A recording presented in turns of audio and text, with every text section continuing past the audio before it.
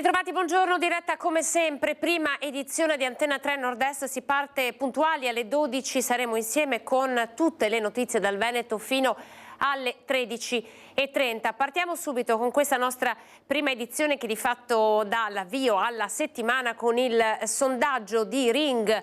La puntata, la trasmissione di informazione vi propone un tema politico. Regionali, Lega e lista Zaia possono vincere da sole? Questo è il quesito che vi pone il sondaggio. Sapete come sempre che la telefonata è gratuita, sono 2 i numeri da contattare per rispondere, quindi se la vostra risposta è affermativa, ovvero sì, Lega e lista Zaia possono vincere da sole, dovete chiamare lo 0422 16 26 691. Se invece la risposta è no, non possono vincere da sole, dunque servono gli alleati, e da qui ovviamente il tema è quello delle regionali, con l'ipotesi terzo mandato per il presidente Luca Zaia o la candidatura di un Fratelli d'Italia. La risposta no, con lo 0422 16 26 690. Questa sera non perdete l'appuntamento con l'informazione di Ring, ma poi torneremo nel corso di questa puntata a farvi vedere il sondaggio in modo da darvi il tempo e la possibilità di partecipare. Altra notizia importante di apertura, era malato da tempo, lottava contro una malattia rara da 2 anni, è morto all'età di 82 anni, ne avrebbe compiuti 83 il 28 di febbraio, Oliviero Toscani, grande simbolo è stato irriverente, ha cambiato davvero il modo di fare pubblicità attraverso le sue campagne e ha reso anche il nome di Treviso con la sua fabbrica noto in tutto il mondo. Partiamo da questo servizio. Il nostro amatissimo Oliviero ha intrapreso il suo prossimo viaggio. Il messaggio di prima mattina sulla sua pagina Facebook ufficiale. La famiglia annuncia la morte di Oliviero Toscani. 82 anni, il celebre fotografo milanese che aveva fatto della provocazione uno stile è scomparso all'ospedale di Cecina, dove era ricoverato da venerdì dopo l'aggravarsi delle sue già precarie condizioni di salute. Da 1 anno e mezzo soffriva infatti di amiloidosi, una malattia rara che lo aveva debilitato profondamente e che aveva raccontato a fatica in questi mesi. Tra i primi messaggi di cordoglio quelli della famiglia Benettona, alla quale Toscani ha legato indissolubilmente il suo nome con le campagne pubblicitarie forti e controcorrenti che lo fecero conoscere in tutto il mondo. Per spiegare certe cose le parole non bastano mai, ce l'hai insegnato tu. E allora preferiamo salutarti con un'immagine che hai scattato per noi tanti anni fa, nel 1989. Ciao Oliviero, continua a sognare.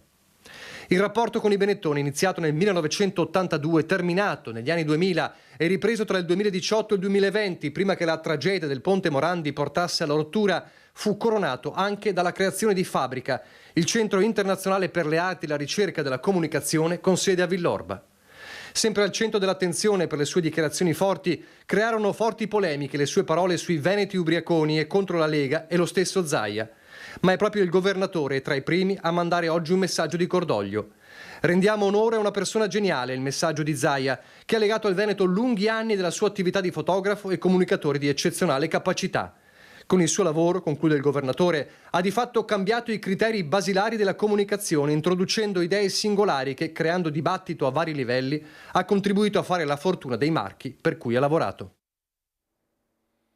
Andiamo avanti, tra pochissimo a Borso del Grappa con la nostra Vanessa Banzato per raccontarvi e tornare sulla notizia dell'apertura del telegiornale di Treviso di ieri, la morte di una freestyler di 50 anni, amante della bicicletta, al bike park di Borso del Grappa. Fatale la caduta e la lesione alla colonna vertebrale. Ma intanto partiamo con Padova, con il nostro Francesco Rattai. Continuano i furti e continuano le rapine e continuano ad essere prese di mira le farmacie. Questa volta, attenzione, perché è stata presa di mira da dei ladri la farmacia dell'ex assessore Stefano Grigoletto della Giunta Bitonci. Sentiamo Francesco. Siamo nella farmacia del dottor Stefano Grigoletto, farmacista alla Guizza a Padova. Molti lo conoscono nella sua veste di farmacista, molti in città lo ricordano come assessore nella Giunta Bitonci, un'esperienza politica legata a una sua storia politica di molti anni. Ecco, siamo qua perché sabato mattina, nella notte tra venerdì e sabato, verso le 5 e mezza, dei ladri sono entrati nella farmacia polizia, hanno portato via il cassetto della cassa e le monete che vengono usate per i resti. Ecco, dottor Grigoletto, è successa questa cosa, questo furto, la sua è una denuncia legata più che al furto a una questione politica, a una questione di sicurezza, a un tema di sicurezza a Padova. Beh, a parte di là del furto che è stato più i danni del fatto in sé, il tema è diverso. Si sente sempre la polemica che la sicurezza dello Stato è appaltata allo Stato da Costituzione. Sì, questa è una cosa vera. Organi di polizia giudiziaria, carabinieri, polizia, guardia di finanza dipendono ovviamente dai ministeri. Però è altresì vero che per contrastare fatti del genere ci sono dei deterrenti che un'amministrazione comunale può fare, ad esempio implementare senz'altro la videosorveglianza del territorio. Siccome i fatti stanno cominciando un po' a crescere in questo periodo e soprattutto sono voglio dire spaccate, sono atti delinquenziali che dove, se si va a vedere nella stragrande maggioranza dei casi, sono più i danni che la refurtiva che riescono a prendere. Ovviamente se c'è strumenti di indagine adeguati come le telecamere, tra l'altro da assessore alla mobilità e l'informatica ne ho implementato molto nella zona centrale, che non ho fatto in tempo a fare l'assessore per tutti gli anni, quindi c'era in programma di implementare questo genere di strumentazione su tutta Padova. Chiaramente potrebbe essere molto utile agli inquirenti. Ricordiamoci anche l'omicidio non più tardi di qualche anno fa della ragazza è stata trovata poi nella diga di Noventa, mi pare. È stato determinante l'utilizzo delle telecamere in Piazza dei Signori per il riconoscimento sia facciale sia degli individui.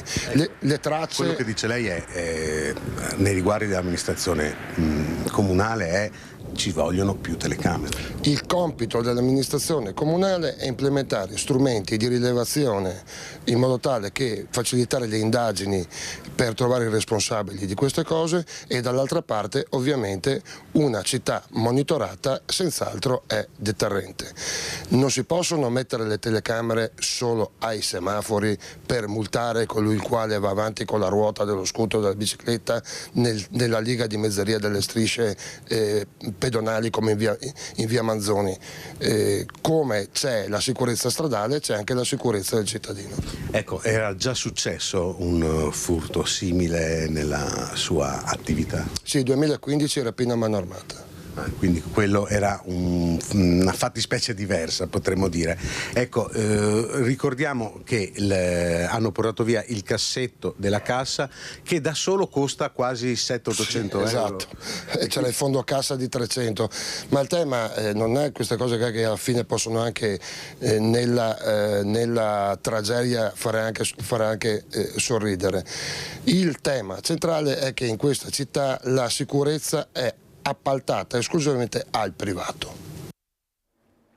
Grazie a Francesco Rattai. Siamo a Borso del Grappa ora della nostra Vanessa Banzato. Il bike park è il contesto all'interno del quale si trova in questo momento la nostra Vanessa. Intanto Vanessa, ti chiediamo se l'area è stata posta sotto sequestro dopo la morte del cinquantenne. Buongiorno. Buongiorno a te Anna e a tutte le persone che ci stanno seguendo da casa. No, l'area, rispondo subito alla tua domanda, non è stata posta sotto sequestro. In realtà la Procura di Treviso ha aperto un fascicolo, un atto dovuto per omicidio colposo. Ieri domenica attorno alle 15 si è verificata la tragedia, costata la vita al parrucchiere di 50 anni di Motta di Livenza, Ivan Luccon. L'uomo tra l'altro era un esperto, un frequentatore anche del Bike Park Gravity Games di Santa Eulalia qui a Borso. Un frequentatore appunto di questo park, come ci hanno dichiarato sotto shock i gestori della struttura dell'area. Fuori dal microfono, fuori dalle telecamere hanno chiesto di restare, però ci hanno ragguagliato un po' su quello che è successo ieri. Tra l'altro un primo unico dramma del genere, non si era mai verificato un incidente con esito mortale, pare addirittura che sia soltanto il secondo a livello italiano con esito mortale, incidente con esito mortale. Ivan Luccon sarebbe partito, chiedo a Renzo Rigon se può rinquadrare con la telecamera da quel punto in alto, per poi scendere, fare un primo salto alla mia destra e trovarsi poi sul ponticello che gli ha dato. Ecco Renzo, grazie Renzo, il ponticello da cui ha preso appunto la spinta, ha fatto questa discesa e nell'ultimo salto, da quello che ci hanno spiegato anche appunto le persone che gestiscono questa struttura, pare che ci sia stato cioè, l'abbia presa male, l'abbia presa in maniera errata con la bicicletta, e questo ha fatto sì che l'uomo cadesse direttamente con la testa, si è rotto il collo, la seconda vertebra si è rotta la seconda vertebra e quindi non c'è stato nulla da fare. Sono stati immediatamente chiamati i sanitari del SUEM 118, sono arrivati sul posto anche i carabinieri. Gli stessi sanitari del SUEM hanno dichiarato che se anche fossero stati presenti proprio immediatamente dopo che era successo l'incidente, non avrebbero potuto far altro che constatare il decesso di Ivan Luccon, che è morto praticamente sul colpo. La cosa ancora più drammatica è che qui sul posto si trovavano anche la moglie con i 3 figli.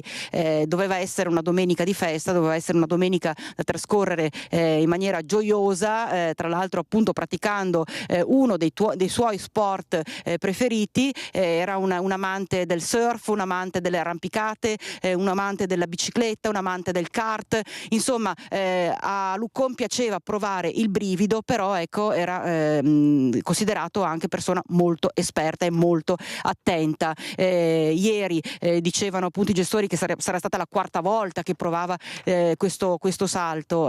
Questa 4ª volta è stata per lui fatale. Mi ricongiungo alla notizia di apertura, l'area non è stata posta sotto sequestro, sono stati invece posti sotto sequestro il casco e la bicicletta di Luccon, per capire insomma se magari la bici potesse avere dei danni che hanno portato poi appunto a questo esito mortale, dei guasti particolari che hanno impedito il normale svolgimento del salto a Luccon. Un incidente tremendo, un incidente terribile. I gestori sono letteralmente sotto shock, letteralmente sconvolti, perché per quanto sia, è vero, uno sport a rischio, una cosa del genere non si era mai verificata, e quindi insomma adesso c'è da capire anche se e quando riapriranno la struttura al pubblico, perché c'è da capire anche questo. Loro hanno detto adesso per un po' stiamo tranquilli, stiamo fermi e poi vediamo come va, com'è l'evolversi della questione. Sotto shock loro, possiamo ben immaginare anche insomma la famiglia. Viene descritto Luccon come un amante degli sport estremi e un grande amante della sua famiglia, che si era voluto portare appresso proprio anche in questa giornata, in questa domenica che doveva essere una domenica, ripeto, di festa, ma purtroppo non è stato così. Per il momento da Santa Eulalia di Borso del Grappa è tutto. Anna, ti ricedo la linea. Grazie alla nostra Vanessa Banzato. Allora, so che abbiamo in collegamento la nostra Ilaria Marchiori da Torre di Mosto e la nostra Chiara Gaiani. Mi dicono di andare subito da Ilaria Marchiori perché in compagnia del primo cittadino non possiamo farcelo scappare. In questo caso parliamo dell'aggressione ad un imprenditore con davvero insomma un'aggressione molto pesante, molto violenta. Allora Ilaria, raccontaci tutto. Sì, buongiorno Anna, buongiorno ai nostri telespettatori. Non siamo in compagnia del sindaco, lo raggiungeremo tra poco perché non ha potuto arrivare fino a qui. Ci troviamo invece di fronte all'autofficina del signor Manuel Mazarin, che è stato picchiato e rapinato qualche giorno fa, quando era rientrato nella sua villetta poco distante da qui, da Torre di Mosto, dal suo posto di lavoro, dove tra l'altro è voluto ritornare proprio per non pensare a quanto è accaduto. Per lui 20 giorni di prognosi. Quello che lui ha detto è: ho paura possa accadere ancora una volta, perché dopo quello che gli è accaduto si è visto puntare la pistola in faccia, gli hanno chiesto i soldi che aveva, tra l'altro poche centinaia di euro. Il terrore che possa riaccadere continua a vivere in lui e anche nella sua famiglia. Questa mattina si è recato nuovamente nella caserma dei carabinieri per tutti i dettagli. Carabinieri che stanno indagando a 360 gradi, anche grazie all'aiuto di eventuali immagini delle telecamere di videosorveglianza, per cercare di trovare i responsabili di questa rapina avvenuta appunto a danno del signor Mazarin, che ancora non se la sente di rilasciare ulteriori dichiarazioni, perché è davvero molto provato. Dunque questi gli aggiornamenti qui da Torre di Mosto. Anche noi cercheremo di continuare, cercheremo di seguire passo dopo passo anche le indagini attraverso la collaborazione con le forze dell'ordine, fino a che, si spera, vengano trovati questi rapinatori. Da Torre di Mosto è tutto, restituisco la linea allo studio. Grazie Ilaria. Il racconto a Torre di Mosto dell'imprenditore picchiato e rapinato. Ora siamo in piazza Garibaldi e ci spostiamo da Torre di Mosto a Padova. All'arrivo delle volanti della polizia ha disperso un gruppetto di una trentina di giovanissimi. È stato ancora un fine settimana di paura. Ci aggiorna su quanto accaduto la nostra Chiara Gaiani in compagnia di Federico Cibotto per la parte tecnica. Chiara, buongiorno. Buongiorno ai telespettatori, sì, ti confermo, sabato scorso erano una trentina i ragazzi che si sono assembrati qui sotto questa galleria che dà su piazza Garibaldi, davanti al fast food che vedete alle mie spalle, dove sono ancora evidenti i segni di quanto era accaduto il 4 di febbraio, quindi 2 sabati fa, quando un ventenne che era stato allontanato dal locale perché disturbava quanti erano seduti è tornato armato di piede di porco e ha tentato di infrangere le vetrine. Questo ventenne è stato denunciato, dovrà anche ripagare le spese dei danneggiamenti che ha compiuto. Il copione rischiava di ripetersi purtroppo sabato scorso. Ancora una trentina di ragazzi, quelli che stanno molestando un po' tutti, pare, qui in piazza Garibaldi. A quel punto sono partite subito delle richieste di aiuto alle forze dell'ordine, che sono arrivate qui, come dicevi, con 5 volanti, hanno disperso i presenti e ovviamente tutto si è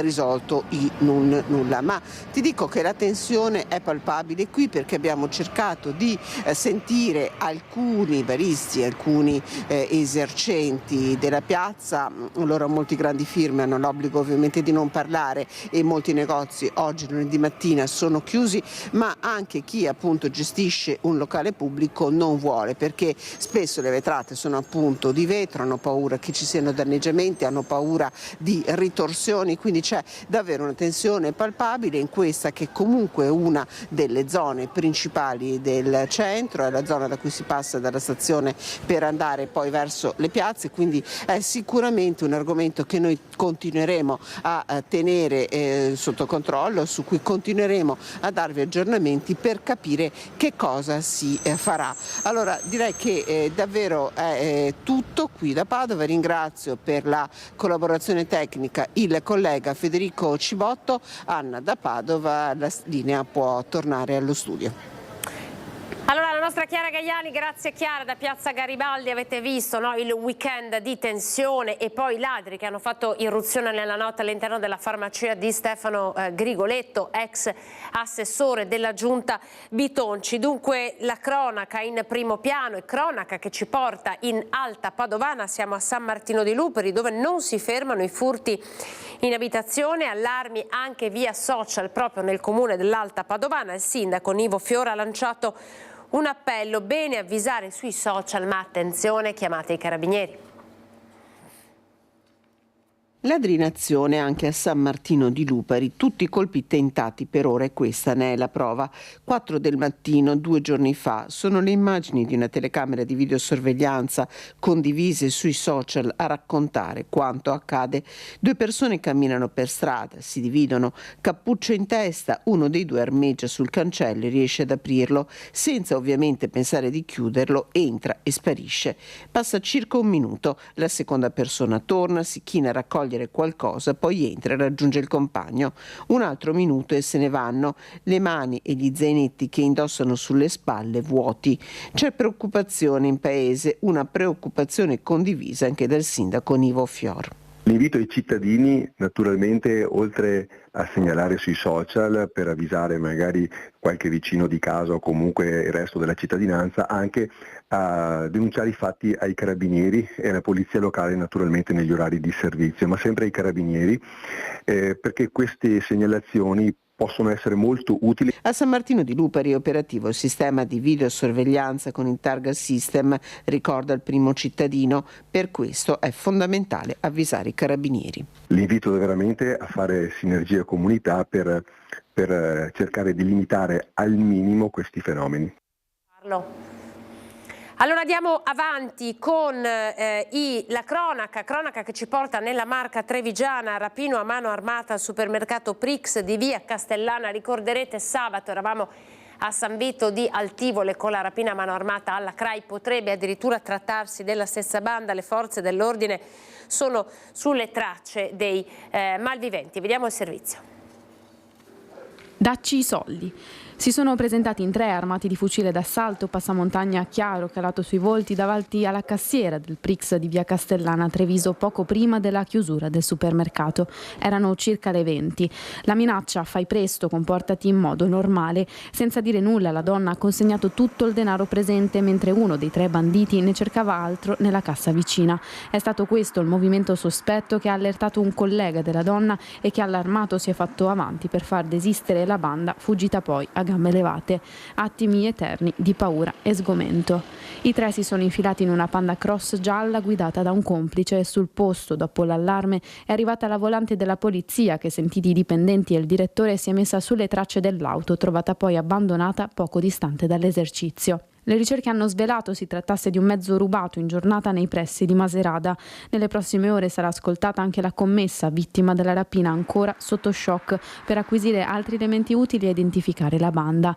I dipendenti fanno sapere però che è pronta a tornare al lavoro. Si tratta del secondo colpo a mano armata in 24 ore nella Marca, il terzo in 5 giorni. Solo di martedì l'irruzione in una tabaccheria a Piavondio d'Erzo, venerdì alla CRAI di Altivole.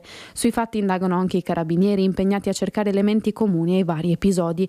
A legare i 2 assalti ai supermercati l'uso da parte dei banditi di un passamontagna chiaro, dettaglio che sembrerebbe legare i 2 eventi alla stessa banda. L'indomani dell'assalto al Prix di Treviso non si ferma il via vai dei clienti nonostante la paura. Penso che bisogna adattarsi a tutto. No, paura no, non c'è. Preoccupazione sì. Paura c'è, indubbiamente in giro, però bisogna effettivamente risolvere qualcosa. Effettivamente succede talmente tanto spesso che a quanto pare ci stiamo un po' abituando a questa cosa. La situazione è tesa, bisogna capire entrambi i fronti cosa sta succedendo. Dall'altro ovviamente ci vuole una repressione nei confronti di questi episodi. Sembra una cosa fisiologica di questa società, sembra che ci stiamo rassegnando tutti, ma non dovrebbe essere così. È da aver paura comunque, perché con le armi spianate sicuramente te ha paura. Ormai non ci facciamo neanche più caso perché è talmente giornaliera la cosa. Cosa vuoi fare? Io abito a paese e sono quasi quotidiani i furti. La gente ha paura, non succede niente. Sono venuti anche a me. Siamo andati a casa la sera con tutto il suo quadro. L'importante è che non ti ammazzino. Ecco. La situazione sta peggiorando. Io personalmente non mi sento né tutelato né protetto. Va bene tutto. L'Italia è un popolo accogliente, meraviglioso, però ci sono i confini. Il cittadino è la base della società. Scontenti noi, l'Italia va poco bene. Ed è una Marca senza tregua. Noi vi abbiamo raccontato in questi giorni furti a Santa Maria del Rovere, quelli della zona del Sant'Artemio, poi insomma se volessimo andare in provincia c'è tutta la zona di Carbonera, di Villorba, del Coneglianese presa di mira. Questa volta siamo tra San Biagio e Silea. In un condominio sono stati visitati 2 appartamenti messi completamente a soqquadro, la rabbia dei proprietari di casa, anni di sacrifici e in un attimo tutto sparisce. Questa qua, però bianca, l'hanno messa sull'angolo. Quando ho visto che cadeva, ho detto alla moglie: ferma, c'è qualcosa che non va. Poverina, lei era qua pronta e col tappeto hanno girato il divano, me l'hanno messo sulla porta. Di ritorno dalla messa in ricordo dei genitori scomparsi, l'amara scoperta, la difficoltà ad aprire la porta, il timore e poi la conferma. L'appartamento di Via degli Alpini di San Biagio di Callalta era stato completamente razziato. Non quanto il danno di per sé, ma quanto quello che ho trovato. E poi mi sono trovato addirittura la porta d'entrata con il divano appoggiato per non entrare, perché loro volevano lavorare in tranquillità. Aperti tutti i cassetti della casa, dal comò agli armadi ai mobili del salotto, nessuna stanza è stata risparmiata. Un bottino consistente per i malviventi, rubati ai coniugi Fedi, catenine d'oro, una spilla, i gemelli, ricordo di una vecchia zia per i sacrifici fatti negli anni per la famiglia, 2 collier comprati con i soldi guadagnati e grazie ai regali del matrimonio di Franco e Maria Grazia. È casa mia, vorrei un po' di rispetto. 53 anni che lavoro, queste cose mi fanno male. Mi sento ancora adesso un po' male. Entrati nel giardino del condominio, probabilmente scavalcando la rete che divide una fabbrica dai caseggiati. Arrivati dai campi circostanti, sui muri appena ridipinti, ancora le impronte di fango. Non il solo appartamento, quello della coppia, ad essere stato visitato. I ladri hanno provato ad entrare anche da alcuni vicini e fatto irruzione poi nell'appartamento accanto a quello dei signori, uscendo però a mani vuote. Tagliato il filo di una lampada a sensore di movimento. La paura per i coniugi per l'incolumità della loro cagnolina Diva. L'hanno strappata, l'hanno messa, magari anche la museruola, lo avranno messo chissà cosa o che gli hanno dato qualcosa, perché con poco poverina si addormenta e magari dorme e sta tranquilla per non dar fastidio, perché per aprire tutte le cassette e tirar fuori tutto vuol dire che lei stava dormendo, era tranquilla. Penso che siano stati già giorni che loro lavoravano. Già ieri sera, quando sono andato fuori, che lei mi ha seguito, erano già qua. Loro hanno visto che io sono andato a messa, lei mi ha seguito e si sono entrati. Il mio marito era a casa come la moglie del signore a fianco a casa nostra. Non abbiamo sentito niente, zero. Ho fatto sudori, sacrifici per comprarmi questi 4 muri, però trovarmi in queste condizioni. Sto male, sul serio. Intervista della nostra Edi Caliman. Siamo nel Vicentino e continuiamo con la pagina della cronaca. Un uomo continuava a perseguitare l'ex e dai domiciliari è finito in carcere. La polizia ha dato esecuzione ad un'ordinanza di custodia cautelare in carcere nei confronti di un uomo per maltrattamenti all'ex convivente. L'indagato è stato rintracciato presso la casa dei genitori in provincia di Venezia e successivamente associato presso la casa circondariale di Santa Maria Maggiore. La vicenda nasce da un precedente procedimento penale nell'ambito del quale l'indagato era stato sottoposto a misura cautelare obbligatoria, poi aggravata dalla misura degli arresti domiciliari per atti persecutori nei confronti dell'ex compagna, non avendo accettato la fine della relazione sentimentale. L'uomo avrebbe continuato a molestare la convivente attraverso email dal contenuto intimidatorio che hanno portato la donna a querelarlo nuovamente. Al termine delle indagini, il GIP del Tribunale di Vicenza ha emesso il provvedimento di custodia cautelare in carcere. Ha riportato traumi alla schiena. Parliamo di un free climber di 20 anni che è caduto ieri a Barbarano Vicentino. È ricoverato all'ospedale San Bortolo di Vicenza un 20enne bolognese caduto ieri pomeriggio durante un'arrampicata sulla falesia di Barbarano Vicentino. Il giovane, arrivato con un gruppo di amici, ha perso la presa al secondo tiro di una via, cadendo sulla cengia sottostante e sbattendo la schiena. Sul posto sono arrivati una decina di soccorritori del Soccorso Alpino di Padova, compresa un'infermiera, attivati verso le 15:30 dalla centrale del 118 di Vicenza. Raggiunta la sommità della parete, è stato organizzata una calata dall'alto. Il ragazzo, ricevute le prime cure, è stato stabilizzato e imbarellato, poi fatto arrivare fino a terra, distante una quindicina di metri. La barella, trasportata a spalla dai soccorritori, è stata poi trasferita nell'ambulanza partita subito in direzione dell'ospedale. Ancora un'intossicazione per monossido di carbonio, sono 2 le persone decedute nell'ultimo anno a causa del monossido di carbonio soltanto nella Marca trevigiana. Questa volta fortunatamente una famiglia è stata soltanto intossicata. Siamo a Castello di Godego, si sono salvati per miracolo dopo che uno dei genitori si è accorto che qualcosa non andava ed è riuscito a chiamare i soccorsi.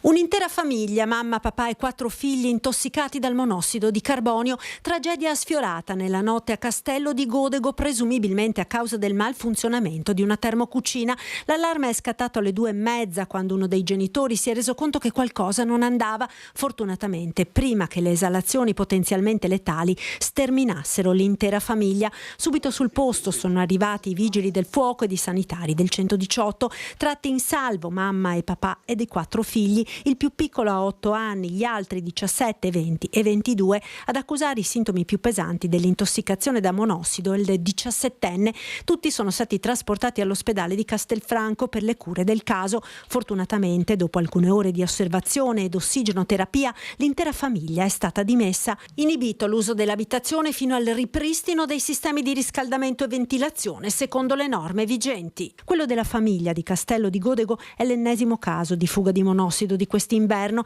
che sta registrando un record di intossicazioni ed interventi dei vigili del fuoco. Appena mercoledì scorso le esalazioni letali avevano ucciso a Tarso il 75enne Angelo Franceschet. A metà novembre a San Pietro di Feletto Rossana Billi, 62 anni, era stata trovata morta a letto, anch'ella uccisa dal gas killer sprigionato dalla caldaia.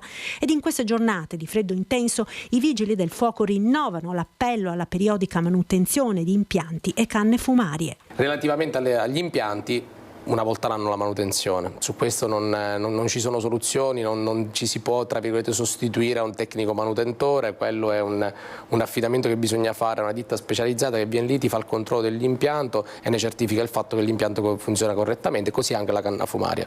Ripeto, doppio beneficio della pulizia della canna fumaria, in primis il fatto che questa può essere vittima di incendio qualora non adeguatamente pulita, in secondo perché appunto può impedire ai fumi e ai gas di andare fuori e quindi di rientrare.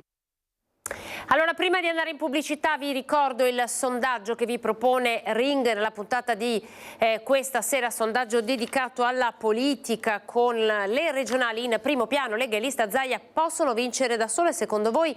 Utilizzate i numeri che vedete in questo momento in sovraimpressione per rispondere e dire la vostra se sentite occupato la chiamata. Il vostro voto è stato registrato e la chiamata è sempre gratuita. Pochi secondi di pubblicità, poi ancora qui in diretta su Antenna 3.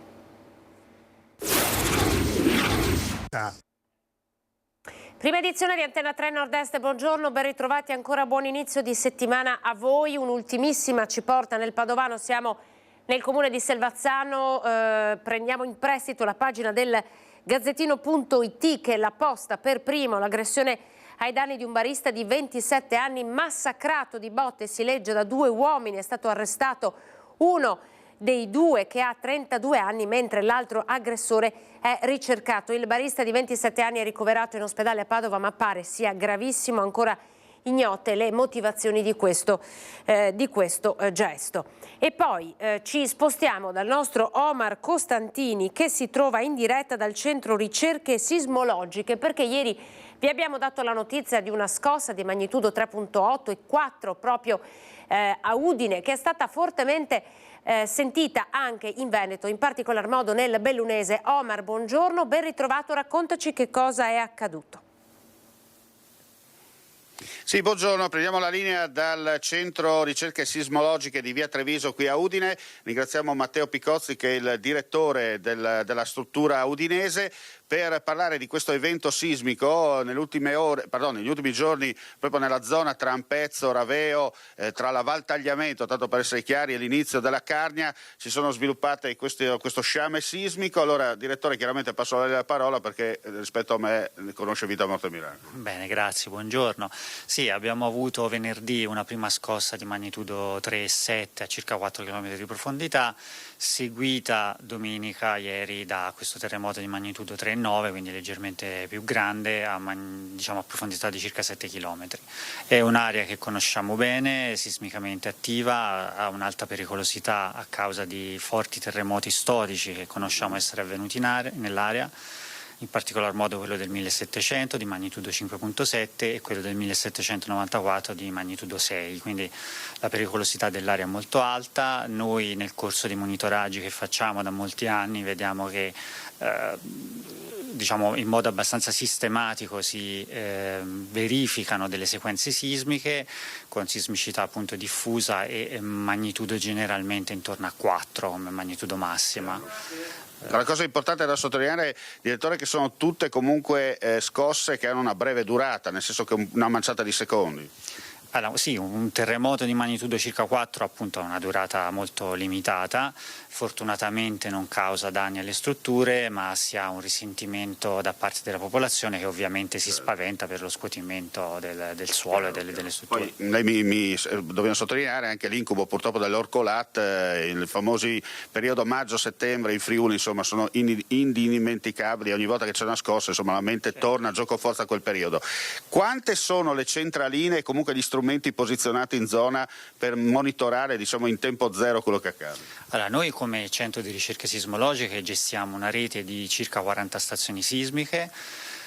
Poi tramite delle convenzioni con la Protezione Civile Nazionale, con il centro sismico sloveno, austriaco, abbiamo in tutto il Friuli Venezia Giulia decine e decine, se non centinaia di stazioni sismiche, quindi facciamo un monitoraggio molto denso di tutta la sismicità che avviene nell'area. Bene, ringraziamo il direttore Picozzi e complimenti e buon lavoro per quello che state facendo e operando a tempo zero sul territorio. Da Udine è tutto, ripasso la linea a Treviso. Grazie a Omar Costantini per questo importante collegamento. Appunto, come vi dicevo, le scosse che ci sono state in Friuli sono state avvertite in maniera molto chiara anche in Veneto, soprattutto in tutta la zona del Bellunese. Ad allertare i veneti l'assessore regionale Giampaolo Bottaccini attraverso il servizio SMS. Comunque la notizia era circolata proprio perché le scosse sono state avvertite. Andiamo ora nel Vicentino nuovamente, perché grazie agli occhi delle telecamere gli agenti della Polizia Locale di Vicenza sono intervenuti per salvare una ragazzina intenzionata a farla finita in un parco cittadino. Torniamo dal nostro Mirko Cavallin per avere un po' il racconto di quanto è accaduto e vedere anche il luogo appunto dove questa ragazza è stata salvata. Mirko. Buongiorno da Vicenza, sono alla sezione del NOS insieme al responsabile, il vicecommissario Alessandro De Franciscis, per raccontare questo fatto accaduto alcuni giorni fa. Una ragazzina sedicenne di origini cinesi ha tentato un gesto estremo, ma è stato fondamentale l'intervento della polizia locale, aiutata, vicecommissario, dagli occhi delle telecamere. Sì, esatto, praticamente venerdì pomeriggio, mentre stavamo effettuando un servizio mirato al contrasto dello spaccio e dell'uso di sostanze stupefacenti proprio all'interno dei Giardini Salvi, con le telecamere abbiamo notato una ragazza di origini cinese che era in una posizione strana perché era al di là della staccionata della Roggia Seriola ed era praticamente rannicchiata ed era veramente strana come posizione, per cui ingrandendo le immagini abbiamo notato che aveva in mano una lavetta e che stava cercando di ferirsi il polso. Abbiamo capito che c'era qualcosa appunto che non andava, per cui ci siamo precipitati subito sul posto e io insieme ad una collega siamo arrivati praticamente di spalle e l'abbiamo subito presa e messa all'interno in sicurezza e tirata via la lametta dalle mani. La prima reazione della ragazza è stata quella di scoppiare a piangere. Nell'immediatezza non è stato facile perché, essendo di origine cinese, non parlava molto bene l'italiano, per cui Dopo, grazie anche all'aiuto di una signora cinese che era nelle vicinanze, ci ha dato una mano a tradurre e abbiamo capito che il motivo era appunto una relazione sentimentale appena terminata. Una situazione che vede ancora fragilità di questi ragazzi. È stata importante questa rete di immediato intervento, appunto voi stavate agendo nell'ambito dell'antidroga, ma avete trovato questa situazione in un orario tra l'altro di fine pomeriggio, quindi ancora con il sole intorno alle 16:30, ma nessun altro aveva notato questo? No, diciamo che era anche difficile notarlo perché la ragazza era in una posizione che uno doveva veramente farci caso, quindi diciamo che la gente che passeggiava molto probabilmente non si è accorta di quanto stava accadendo. La nostra fortuna, ripeto, è stato anche l'aiuto degli occhi elettronici. Ecco, sottolineiamo l'importanza della rete. Voi siete qui nei pressi di Campomazzo, vicinissimi anche a Giardino Salvi dove è accaduto questo fatto, ma l'importanza della rete di controllo che può essere fatta anche dagli occhi dei cittadini. Dovessero vedere situazioni particolari o speriamo di no, tragiche, l'invito è ovviamente a chiamare. Esattamente, l'invito è sempre quello di chiamare immediatamente la centrale operativa e di cercare di non esporsi in determinate situazioni. La polizia locale c'è, è sempre presente sul territorio, anche grazie all'aiuto delle telecamere. Noi con le telecamere che abbiamo qua, che controlliamo dal distaccamento di Campomarzo, controlliamo la maggior parte delle aree calde, diciamo, ecco. In questo caso con una buona notizia, perché la ragazza è stata poi riaffidata ai familiari. Sì, ecco, è una buona notizia perché sono padre anch'io di una ragazza della stessa età della ragazza in questione e quindi l'abbiamo poi affidata ai genitori e anche al personale sanitario del SUEM che ha prestato i primi soccorsi. Allora, congratulazioni per la prontezza, per l'intervento e ci auguriamo che questa ragazza possa insomma ritrovare un po' di serenità dopo una normale a quell'età delusione amorosa. Con Simone Squarcina da Vicenza è tutto, a voi la linea. Grazie Mirko per essere stato con noi e grazie a questa notizia riusciamo in qualche modo ad introdurre anche il prossimo spazio di approfondimento che abbiamo scelto di aprire, un nuovo impulso ai progetti di contrasto al disagio giovanile e a Villorba ci sarà proprio la sede distaccata, la seconda in tutto il Veneto, la prima è a Padova, dell'ufficio con competenza regionale che si occupa di organizzare i percorsi rieducativi per i minori coinvolti in processi penali. Dunque un ufficio regionale che però ha sede proprio all'ex Monforte di Carità. Siamo con il sindaco di Villorba, Francesco Soligo. Buongiorno sindaco, grazie per essersi collegato. Buongiorno a voi, buongiorno ai telespettatori. Allora riassumiamo un po' di che cosa si occupa questo ufficio, che sarà attivo se non sbaglio da febbraio. Sarà attivo da febbraio per alcune ore alla settimana negli uffici dei servizi sociali qui di Villorba, l'ex Monfort di Carità. Praticamente io mi permetto di ringraziare l'UESM di Venezia per aver scelto appunto Villorba come questa nuova sede distaccata. Sarà di sicuro, secondo il mio avviso, un riferimento per l'intera provincia e sarà anche comunque un'importante struttura del nostro sistema giudiziario che avrà un ufficio appunto che può beneficiare non solo il territorio villorbese ma anche tutto l'ambito e i comuni limitrofi. Praticamente si tratta di un impulso ai progetti sociali laddove ci sono ragazzi minorenni che hanno avuto problemi con la giustizia e devono reinserirsi nel mondo scolastico e anche nel mondo lavorativo. Questo ufficio sarà proprio dedicato a loro per il reinserimento. Giovani tra l'altro il cui numero sta pericolosamente aumentando, sindaco, di disagio giovanile noi ormai ci stiamo occupando da diverso tempo e parlando di atti di vandalismo che ci sono in vari comuni, ad esempio nel suo a Villorba, com'è la situazione? Abbiamo ospitato di recente il sindaco di Carbonera, Ortolan, che ci ha raccontato di alcune baby gang che insistono sul comune e che si macchiano di piccoli reati, tante anche le segnalazioni che arrivano. Possiamo dire anche alla luce del suo punto di osservazione che il disagio giovanile sta aumentando tra i ragazzi? Purtroppo sta aumentando nel comune di Villorba, per fortuna ma non per fortuna, li possiamo contare nel palmo di una mano. ma comunque noi abbiamo iniziato già 2 anni fa con un'apertura di sportelli appunto dedicati a questo disagio, ma soprattutto non solo ai ragazzi ma anche alle famiglie, perché a mio avviso la scuola sta facendo molto, però dobbiamo lavorare sulle famiglie. Quindi questi 2 punti d'ascolto che noi abbiamo aperto già 2 anni fa, che vanno a intercettare quelle famiglie dove ci sono delle conflittualità familiari tra genitori, ragazzi e anche docenti. Ne abbiamo aperto uno qui sempre al sociale, ma anche abbiamo dato l'input alle scuole medie di aprire uno sportello all'interno delle medie che si chiama Emozioni in Gioco, quindi finanziato dal comune ma comunque gestito all'interno delle scuole medie per contrastare queste diciamo, emozioni che poi sfociano in violenza purtroppo. Abbiamo aperto anche 2 anni fa un centro pomeridiano per ragazzi che va dagli 8 ai 14 anni. Quindi un centro educativo sempre finanziato con i soldi del comune, dove per 3 pomeriggi alla settimana questi ragazzi che hanno qualche problema di disagio possono essere ospitati e con laboratori e anche con diciamo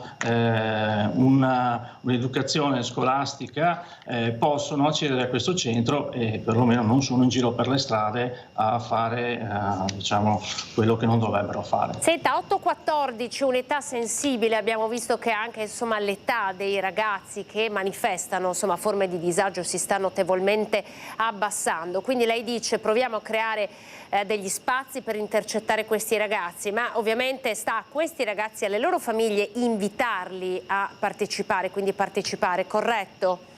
Cioè è una cosa volontaria. Esattamente, noi con questo centro diurno per ragazzi quest'anno lo abbiamo riempito, quindi 15 erano i posti disponibili e 15 sono, e abbiamo visto che le famiglie hanno risposto molto volentieri a questo progetto. Quindi vuol dire che dobbiamo lavorare soprattutto con le famiglie, e quando si lavora con le famiglie, chi chiaramente vuole partecipare, i risultati secondo me arrivano. Noi su questo ancora 5-6 anni fa abbiamo creato uno skate park e come abbiamo fatto a crearlo?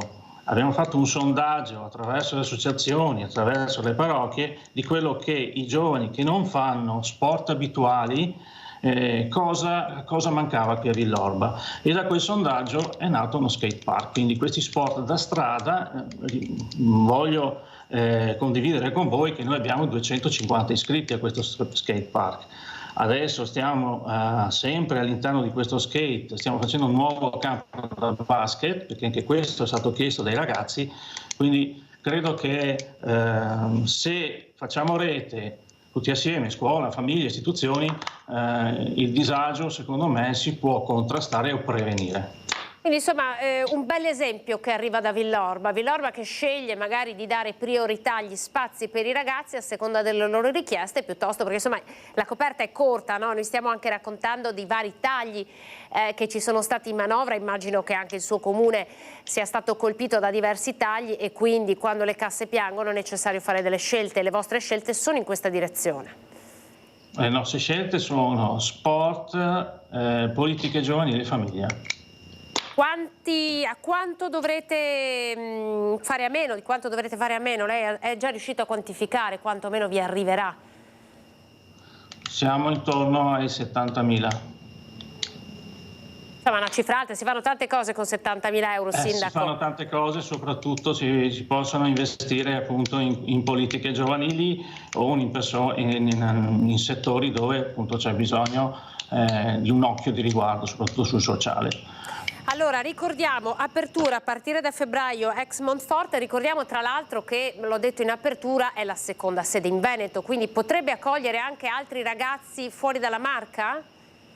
Certo che sì, lo sportello è aperto a chiunque abbia la necessità di confrontarsi. Com'è stata accolta questa notizia dai suoi cittadini? Ma credo benissimo, anzi io sono del parere che bisogna essere oggettivi e fare cose oggettive nel territorio, proporre ed essere presenti per poter per poter contrastare ma soprattutto prevenire questi disagi che stanno aumentando.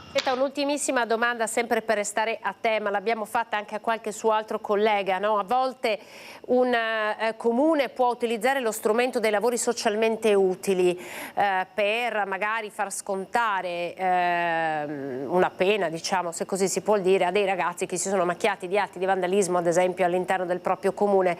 È uno strumento che lei ha utilizzato? Se no, perché? Perché sappiamo anche che usarli non è così semplice dal punto di vista burocratico. No, io sono a favore dei lavori socialmente utili perché mette in contatto le persone che hanno avuto questo tipo di problemi con la realtà. Ne abbiamo usati anche noi per il passato, lo stiamo usando dove è possibile e quindi io promuovo i lavori socialmente utili, non solo per i minori ma anche per chiunque abbia bisogno di mettersi in gioco. Approfitto della sua presenza per farle un'ultima domanda, non so se ha visto, ma in apertura del nostro telegiornale abbiamo dovuto tornare sui diversi furti che ci sono stati nella Marca trevigiana. Come è messo il suo comune?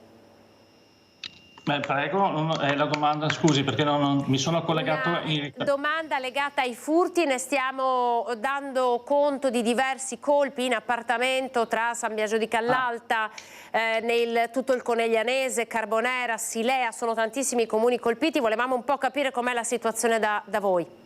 La situazione è come quella degli altri comuni, ci sono tentativi di truffe, ci sono anche sono stati alcuni furti il mese scorso. Noi stiamo intensificando la videosorveglianza per quanto riguarda il territorio comunale, quindi stiamo portando la videosorveglianza a 80 telecamere e stiamo intensificando anche, grazie alla collaborazione dei carabinieri della caserma di Villorba, stiamo cercando di programmare delle riunioni coinvolgendo le associazioni e le parrocchie legate soprattutto alla sfera anziana per le truffe. Quindi ci stiamo muovendo in questo modo. Consiglio che do io, ma come hanno fatto anche i miei colleghi, segnalare qualsiasi movimento sospetto alle forze dell'ordine e non cercare di non intraprendere azioni in solitaria, ma avvisare sempre chi di dovere.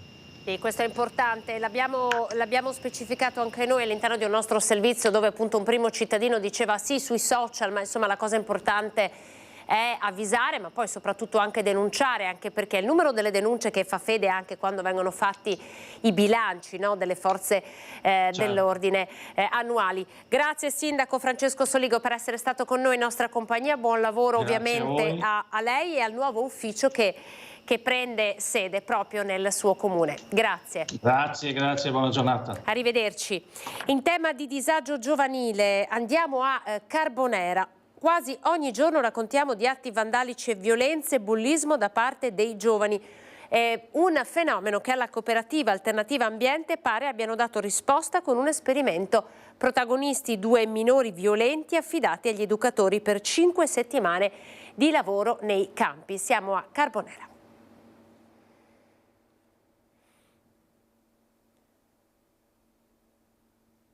Andiamo dalla regia se è pronto il servizio. A me viene in mente quello che succedeva 40 anni fa a Conegliano, quel progetto giovani, quando i ragazzi che combinavano casino li mandavano a lavorare con i rifiuti, li portavano a lavorare alla nettezza urbana e capivano subito come funzionano le cose. Erano questi i provvedimenti che venivano presi negli anni '80 per bulli, vandali e ragazzi fuori dalle regole. Poi la società è cambiata e con essa le nuove generazioni, con le quali oggi siamo costretti a fare i conti, che sono davvero salati guardando i fatti di cronaca che coinvolgono soprattutto bande di minorenni, ma anche in questa epoca c'è chi scommette sul ravvedimento di giovani sfrontati e violenti. Sono gli educatori della cooperativa Alternativa Ambiente di Vascon che hanno sperimentato con successo un percorso di ravvedimento di 2 giovani segnalati dalle forze dell'ordine e letteralmente consegnati alla cooperativa dal comune di Carbonera.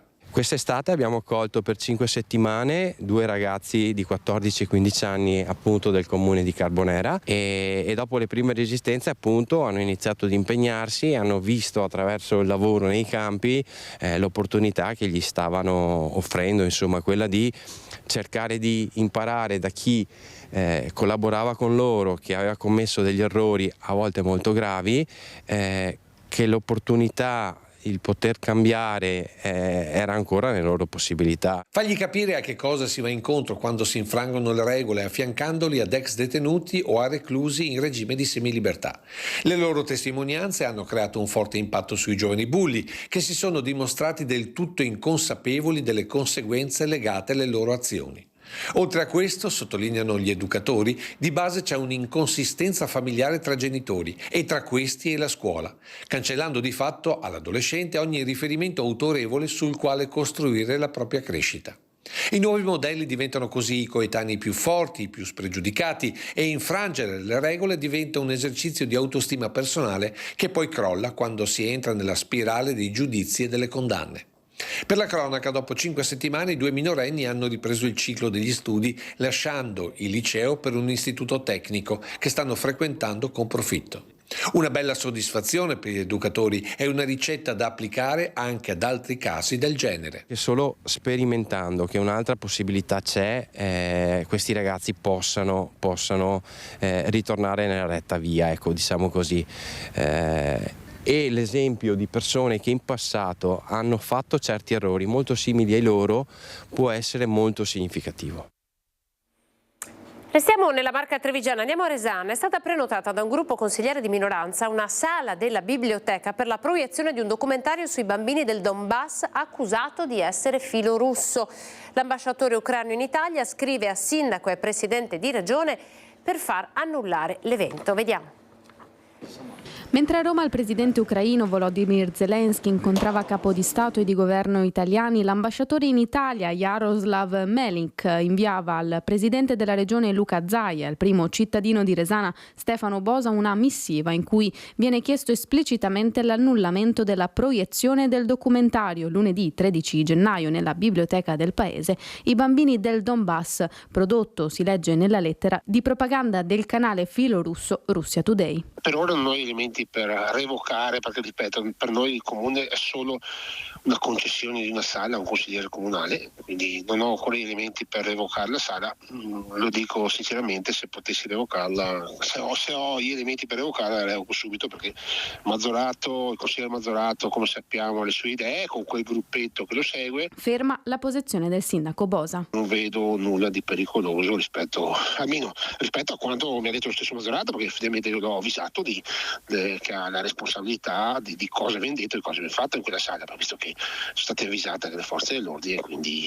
avrà la sua responsabilità chi la presente. Ed è proprio il primo cittadino a rispondere all'ambasciatore spiegando la situazione e ribadendo la sua posizione in attesa di capire se la disponibilità della sala del centro culturale può essere revocata. È una sala utilizzata ai fini politici da parte di un gruppo politico che fa parte dell'opposizione, in questo caso l'amministrazione comunale di Resana, ma fa parte quindi del Consiglio Comunale di Resana. Il sindaco ovvio non può rifiutarsi di dare la stanza, dopo chi vuole partecipare parteciperà, chi no, libertà a chiunque o no. So che in passato ci sono state altre questioni che sembrano più la volontà di apparire piuttosto che una cosa di sostanza, quindi in questo caso qua io non ho commenti, non lo so. Non parteciperà? Assolutamente no. Pochi secondi di pubblicità, poi qui a parlare di Movida, di codice della strada e dei giovani d'oggi con una persona che li conosce davvero bene, che conosce molto bene grazie alla storia della sua famiglia, la Movida, ovvero la famiglia Venerandi. A tra poco.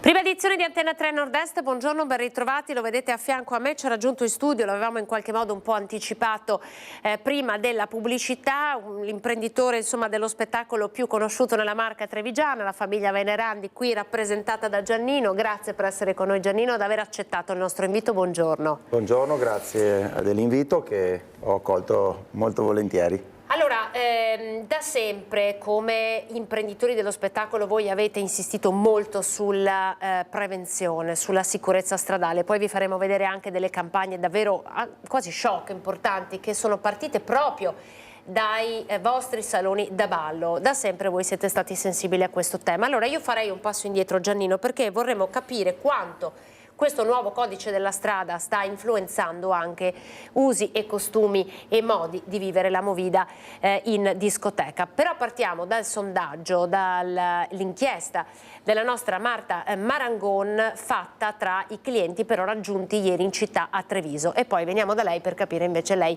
che primi riscontri sta avendo. Allora prima guardiamo le interviste e poi torniamo in studio.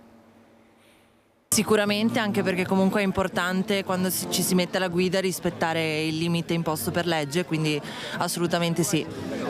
Già prima bisognava stare attenti, ora ancora di più. Treviso all'ora dello spritz di un giorno di festa. In piazza ci si trova in compagnia e la chiacchiera si accompagna spesso ad un calice di vino, ma ad un mese dall'entrata in vigore del nuovo codice della strada, con l'inasprimento delle sanzioni per la guida in stato di ebbrezza, si presta maggiore attenzione e cambiano alcune abitudini. Io che lavoro in ristorazione, in un pizzeria qua vicino, mi rendo conto che le persone fanno più difficoltà ad accettare il secondo giro di birra o quanto magari il digestivo post cena, e potrebbe implicare sì questa cosa della nuova legge in vigore, anche se effettivamente per quanto riguarda il lato alcolico poco cambia, forse le sanzioni sono andate ad aumentare, però lo 0,5 deve essere rispettato come era prima. Una delle soluzioni più gettonate è quella di condividere l'auto e farla guidare a chi non beve. Adesso c'è molta più attenzione rispetto a prima, quindi si tende in gruppo a trovare una persona che a turno possa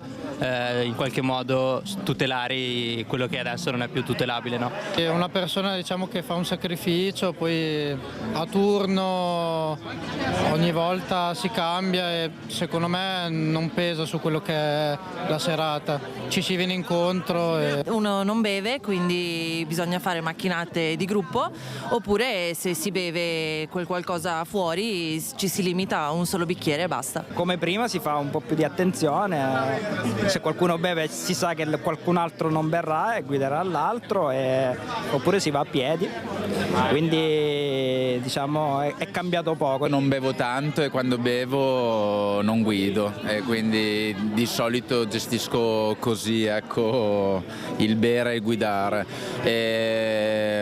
Alla fine credo sia cambiato poco. Le forze dell'ordine svolgeranno sempre le loro attività e starà a noi comunque essere molto attenti a metterci alla guida, consci del fatto che abbiamo magari delle persone al nostro fianco e non certo spinti da delle pene più, se vogliamo chiamarle tali, esemplari. Secondo me la gente che beveva e si metteva alla guida prima continuerà a farlo. Chiaramente si tratta sempre della responsabilità civile di ciascun uomo, di ciascuna donna che si mette al volante, ma probabilmente secondo me questa riforma, questi piccoli cambiamenti, inasprimenti vogliamo chiamarli, non incideranno tanto nell'immaginario collettivo. Allora Giannino Veraranti, cosa sta succedendo? Codice della strada, si beve meno in discoteca? Ma diciamo che gli effetti al momento non li abbiamo riscontrati in maniera molto tangibile, anche perché è arrivata proprio a cavallo delle feste, quindi sicuramente se ci saranno dei contraccolpi anche noi li risentiremo a breve. Diciamo che nel nostro settore si nota un po' meno, anche perché, come ho sentito dagli intervistati, c'è questa abitudine, perlomeno nella maggioranza, di farsi riaccompagnare da chi non ha ecceduto con l'alcol. Però qualche eccezione c'è sicuramente. Questo noi lo contrastiamo sempre in tante forme, già dai primi anni della mia gestione in particolare, ma anche quella dei miei colleghi, quindi già dagli anni 90 abbiamo organizzato delle manifestazioni o comunque delle campagne di sensibilizzazione supportate spesso anche dalle autorità locali e anche regionali.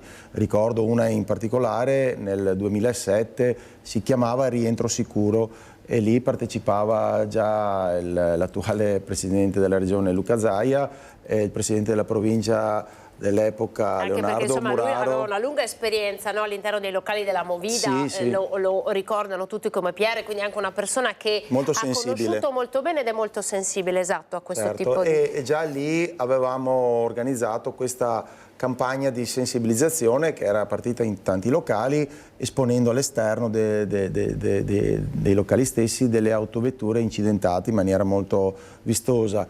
Per citarne un'altra, l'abbiamo replicata nel 2019, nel dicembre del 2019, che si chiamava Occhio alla vita, e anche lì abbiamo ribadito l'importanza di stare attenti quando si rientra dai nostri contesti. Ovviamente è un problema che è difficile da contrastare, in quanto l'uso dell'alcol e non solo, purtroppo lo vediamo in tante forme, è abbastanza sviluppato. Eccoci qua, guardate, occhio alla vita, guida con prudenza. Sì, questa è una delle nostre serate dove abbiamo fatto degli interventi forti, bloccando la musica, mettendo delle immagini anche shock. Questo era il titolo, ma poi c'era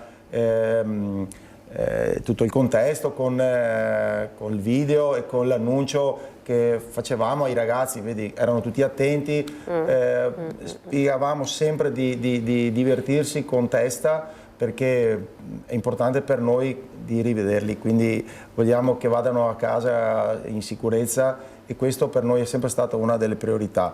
Continueremo a farlo perché lo facciamo costantemente. Di recente ci siamo anche incontrati all'Ascom di Treviso con le autorità locali, la questura in particolare, e carabinieri, guardia di finanza e vigili del fuoco, per portare avanti un protocollo d'intesa che noi gestori della provincia di Treviso abbiamo stipulato appunto assieme a queste autorità. Cosa dice il protocollo, Giannino? Ci sono delle regole sulle quali noi ci basiamo, regole semplici, quindi una collaborazione molto stretta con le autorità. Ovviamente adesso non le elenco perché sono magari un po' lunghe, però una tra queste è anche esporre all'ingresso dei locali le regole di comportamento. Ovviamente queste sono delle iniziative che servono comunque per dare un segnale, poi la responsabilità è sempre personale e individuale. Noi comunque cerchiamo di dare sempre un segnale nella direzione più giusta possibile, perché, ripeto, è un problema sociale che non possiamo debellare noi, però noi facciamo la nostra parte. Tant'è vero che controlliamo anche i parcheggi, nel nostro caso, ma non solo. Eccola qua l'immagine shock, attenzione, perché questa ha campeggiato per diverso tempo fuori. È stata una di quelle campagne che dicevo prima, sì. Diceva i parcheggi, cosa succede? I parcheggi è un problema che in tanti locali c'è, perché tante persone utilizzano magari l'acquisto fatto in altre strutture, che possono essere supermercati o altri negozi di vendita, per acquistare appunto questi superalcolici. Fanno scorte nelle macchine, e soprattutto i più giovani, chiaramente, perché è più una moda questa, che poi vanno a consumare spesso nei pressi dei nostri locali, perché da noi comunque acquistare una bibita costa. Oltretutto non facciamo certamente entrare con questi alcolici le persone, perché controlliamo anche all'ingresso tutte le persone che entrano con i nostri sistemi di controllo, metal detector, il nostro servizio d'ordine. Quindi c'è un filtro molto importante. All'interno si controlla sempre lo stato delle persone quando si serve la bibita. Chiaramente chi ha già superato un livello di comportamento si interviene limitando il servizio. Quindi magari non gli si dà più da bere? Ovviamente, ma chiaramente dicevo prima del consumo degli alcolici nei parcheggi, che può avvenire prima ma soprattutto dopo, quando vanno via. Quindi anche lì noi siamo intervenuti mettendo del personale per il controllo dei parcheggi, personale di sicurezza che verifica che i ragazzi non facciano questo uso. Insomma, chiaramente è difficile perché gli spazi all'esterno dei nostri parcheggi sono pubblici e non possiamo più di tanto intervenire. Comunque assieme alle forze dell'ordine abbiamo un ultimo controllo che facciamo chiamando anche l'intervento quando è necessario. certamente non è sempre immediato l'arrivo delle forze dell'ordine, quindi magari il consumo è già avvenuto. Certo. I ragazzi dopo che magari hanno... Possiamo fare un passaggio sull'età di questi ragazzi, Giannino? Abbiamo visto nelle immagini, sono ragazzi giovanissimi, ma insomma, perché giustamente poi voi avete diversi locali, quindi i target sono diversi, no? Secondo lei si è un po' abbassata l'età media con cui i ragazzi accedono agli alcolici, ai superalcolici? Ma sicuramente oggi un ragazzo di 14 anni è già più sviluppato di quello di 20 anni fa o 30 anni fa, hanno delle informazioni maggiori che gli arrivano molto presto, e quindi hanno uno sviluppo proprio d'approccio con la società diverso, sia nella scuola, ma in casa o con gli amici. Sono più grandi. Si sentono già più grandi e quindi fanno le cose già da più grandi. Poi sicuramente nel nostro mondo ha influito anche la perdita delle famose domeniche pomeriggio, che era un contesto per farli divertire, sfogare già in tenera età, dai 14 anni in su, e si accedeva dai 18 anni in su alla sera. Noi abbiamo ancora questa regola dei 18 anni, anche se facciamo qualche eccezione quando sono accompagnati ovviamente dai genitori o se i genitori li accompagnano e sono coscienti che i loro figli sono all'interno dei nostri locali. Però diciamo che la fascia più piccola è sicuramente stata oggi un po' abbandonata dal nostro mondo, perché hanno magari altri interessi, altre mode da seguire. Da noi vengono magari in certe occasioni, che può essere un evento per i giovani, giovanissimi, la studentesca o cose del genere, ma la domenica pomeriggio di un tempo purtroppo, ahimè, è sparita, e questo è stato un danno non solo economico ma anche per noi di sviluppare quel rapporto con questi ragazzi più giovani, per cercare anche di educarli. Ragazzi giovani che abbiamo visto la grande polemica che c'è stata in questi mesi, perché avrebbero dovuto tenersi diversi concerti di trapper, non so se ha sentito la polemica di questi trapper, ma fanno canzoni trap, la musica trap, una musica con un lessico particolarmente violento, ed è indirizzata proprio a questi ragazzini, quelli delle domeniche pomeriggio, per capirci. Alcuni comuni hanno annullato i concerti su richiesta magari dei sindaci, altri invece li hanno fatti, ed è emerso un po' in questo racconto questo mondo dal quale questi ragazzi sono attratti, no? E mi viene in mente che sono probabilmente, sia per età che anche per modalità, i vostri ex ragazzi della domenica pomeriggio.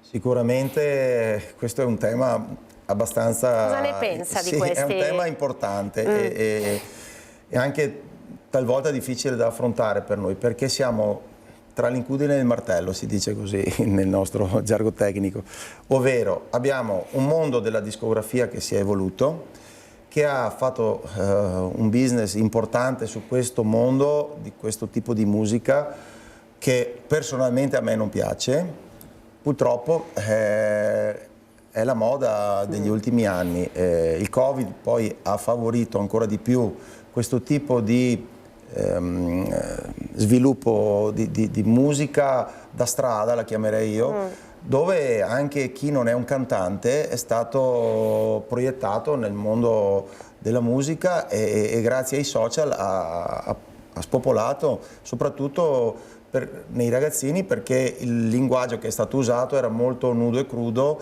e chiaramente ha fatto breccia probabilmente questo tipo di trasgressione musicale rispetto a una musica un po' più Secondo lei ha rubato gradevole. Ascoltatori alla disco music, Allora, questa musica? intanto per me questo è un tema, come dicevo, particolare e dovrebbe essere affrontato a livello politico, perché si fa fatica noi a contrastare questo tipo di musica che ha dei messaggi anche sbagliati, quando viene proposto anche in contesti importanti come la TV di Stato, le TV anche private. Io ho visto tanti eventi, concerti trasmessi nella RAI o nelle altre emittenti, e quindi quando questi nomi, diciamo così, del mondo trap vengono valorizzati, chiaramente noi siamo un po' succubi anche delle richieste dei ragazzi, che vogliono quelli, non vogliono nessun altro,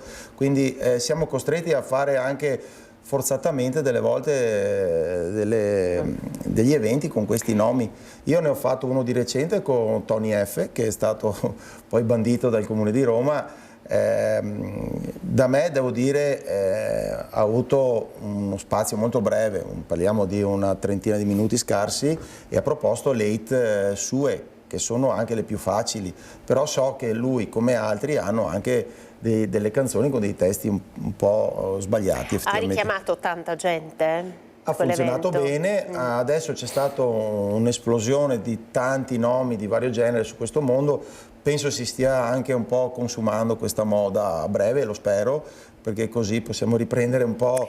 Ma se il sindaco le avesse chiesto di annullare questa esibizione, lei lo avrebbe fatto? Perché insomma un imprenditore deve anche fare i propri conti. Ma questo era un evento organizzato dal comune, quindi probabilmente a livello politico hanno fatto questa valutazione, a livello privato chiaramente finché le autorità di competenza non ce lo vietano, e se c'è la possibilità di sviluppare questi eventi lo facciamo. Ovviamente ognuno di noi che organizza questi eventi ha una sensibilità sua, quindi magari io personalmente ho evitato di fare una programmazione abbastanza intensa su questo mondo.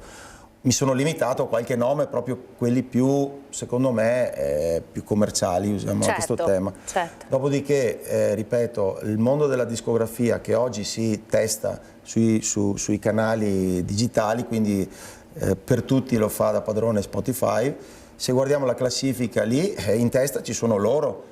E chi è che sono gli utenti di questi strumenti? Sono i giovanissimi. Quindi anche voi come imprenditori in qualche modo bisogna seguire le mode. Il mondo della musica fa business sui numeri, e i numeri lo fanno i ragazzi più giovani. Senta, a proposito di business, no? Noi abbiamo visto questi anni del Covid, l'ha citato anche lei, anni molto pesanti, molto duri, anzi tra l'altro probabilmente come imprenditori siete stati quelli più colpiti, no? Perché con questo periodo di isolamento e le grandi limitazioni che si sono succedute ormai per diverso tempo vi hanno davvero penalizzato molto. Com'è stata la ripartenza? Come sta andando adesso? Allora, la ripartenza è stata buona, devo essere sincero, ma è durato poco, perché probabilmente avevamo accumulato, forse dai nostri clienti, ma non solo, anche da quelli che lo sarebbero diventati da lì a poco, una curiosità per ritornare insieme, per far festa. Poi si è tutto quanto stabilizzato, anche adesso diciamo. Purtroppo combattiamo un problema che c'è da tanto tempo, e che è l'abusivismo.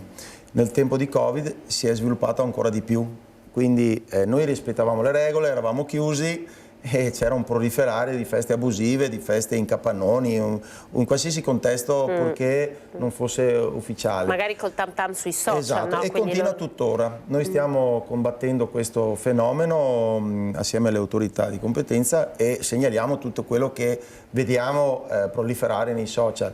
È un mondo difficile da contrastare perché è veloce, quindi in una settimana viene organizzato un evento e in poco tempo vengono sviluppati questi eventi che contrastano col nostro mondo, un mondo che è sottoposto a delle regole molto ferme e precise, mentre questi contesti non ne hanno di regole, fanno cassetto e scappano, quindi noi poi subiamo, se ci sono dei problemi a livello sociale, subiamo anche questo fenomeno che sembra sia magari riconducibile alla nostra tipologia di gestione, ma che chiaro, non è, perché che non è all'interno del così. termine Movida poi Esatto, viene poi inglobato tutto. Di tutto un'erba un fascio, esatto. Senta, tornando alla sicurezza stradale, di cui davvero devo dire siete stati paladini, ma avete iniziato anzitempo, no? Sì. Davvero siete stati, direi, i precursori come famiglia di imprenditori dello spettacolo. Lei pensa che queste campagne anche molto forti, shock, siano servite ai ragazzi, così come possa servire l'inasprimento proposto dal nuovo codice della strada, cioè i ragazzi, per capire che la loro vita è preziosa e se si beve, ci si mette alla guida, è a rischio, hanno bisogno di questo? Quindi punizioni più forti, immagini shock, oppure anche di altro? Allora, sicuramente tutto quello che si può fare va fatto. Questa è la base, quindi la comunicazione, la sensibilizzazione non basta, perché finché non capita, sfortunatamente, spero che non ne dobbiamo parlare, ma purtroppo capita, a un amico, a un parente, a qualcuno, allora lì si svegliano le coscienze. Finché non capita a qualcuno che sia vicino, probabilmente non dà lo stesso effetto. Comunque noi combattiamo sempre questo problema, come ho detto e abbiamo fatto vedere, con le nostre possibilità, quindi informando, facendo vedere quello che può succedere.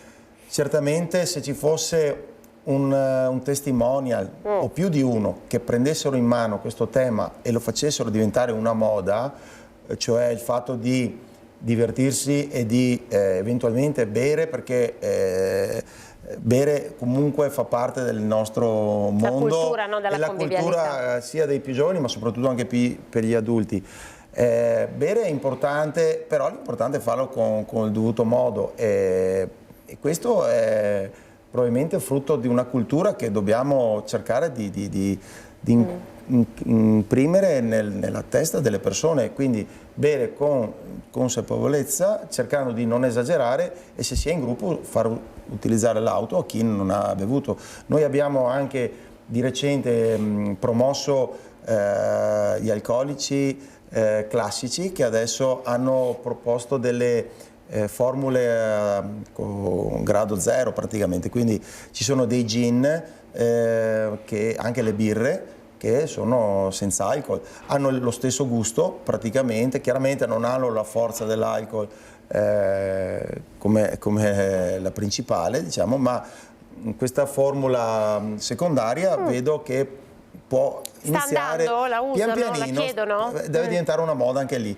Allora anche questo far festa bevendo questi prodotti che danno sicuramente una soddisfazione nella bevuta, perché bere acqua o bere un succo di frutta magari non è la stessa cosa, però bersi un gin tonic col grado zero, non dico è la stessa cosa, ma può avere un sapore simile, quindi uno può gratificarsi lo stesso. E chilometri usa e getta?